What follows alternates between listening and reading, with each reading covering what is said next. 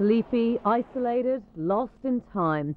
For most foreign investors, these are the frustrations of doing business in Laos. But one of the unspoiled country's ancient crafts provided the material for a U.S. entrepreneur's success story. When I arrived, I was surprised to see the extraordinary skills of the Lao weavers, which were so extraordinary. I'd never seen anything like that before. And then the diversity of the design and the techniques that these weavers were working with. I felt that I had the knowledge and the skill to work with these skilled technicians and weavers, and that we could do something to be part of history. Cassidy came to Laos in 1988 with the United Nations to teach weaving to the local people. Instead, she began teaching herself a little about free enterprise and set up her own company, Lao Textiles, in 1990. After 20 years of isolation under a communist regime, the country was slowly opening up to the outside world and working out how to swap Marxist ideology for a market economy.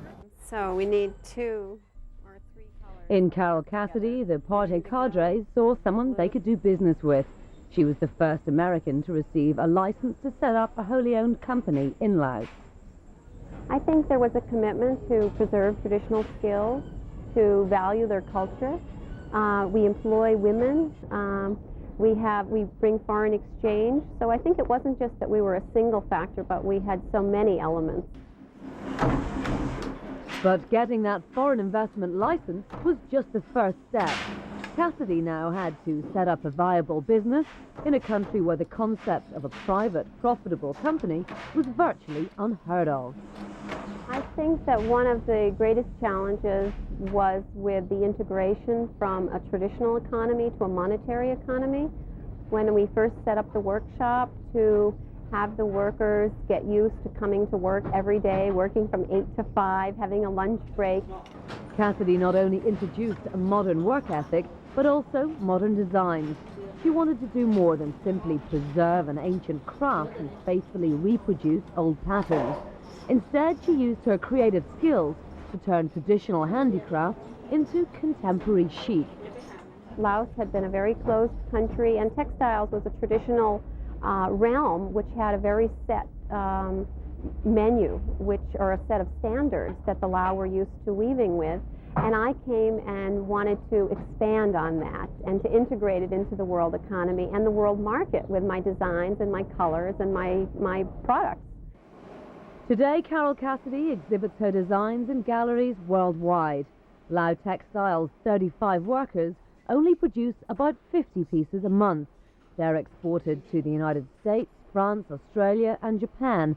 But her biggest market is Hong Kong, where her pieces are sought after in the worlds of fashion and interior design. And her label has its own cachet. In the know, tourists buy directly from Cassidy in the ramshackle colonial house where the silks are produced and displayed.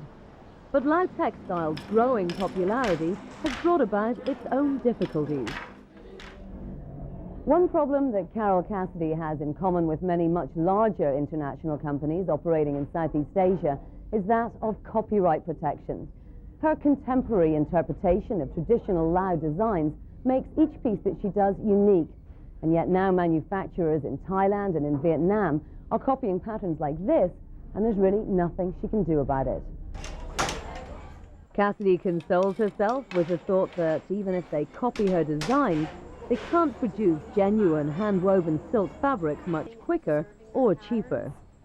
This is very much the traditional method, woven with using bamboo and wood for each of the parts of the mechanisms.